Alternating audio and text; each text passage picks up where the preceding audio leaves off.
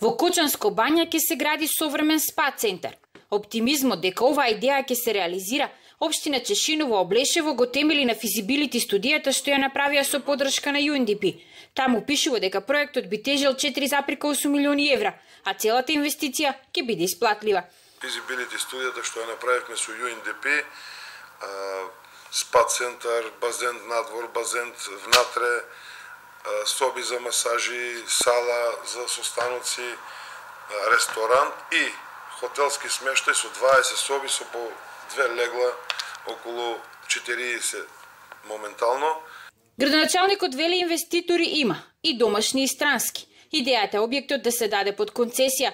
Оврска на општината ќе биде изградбата на патот од влезот на селото и канализацијата. Жителите на селото се поделени. За едни враќањето на бањскиот туризам ќе ги наполни празните куќи, другите се сомневаат во негова реализација. Они се враќаат од Кочани, тука ќе си доаѓаат, тука ќе си седат.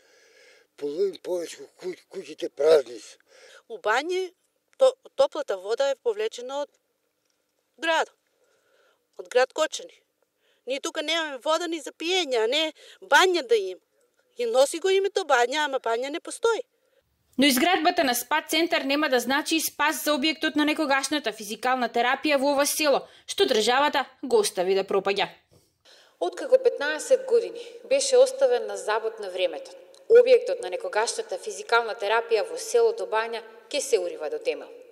На потекот од Штип до Виница има неколку извори на термоминерална вода, но освен Кочани што ги користи за загревање на дел од општинските институции и Штип за физикалната терапија, во останатите случаи водата се користи само за оранжериско производство.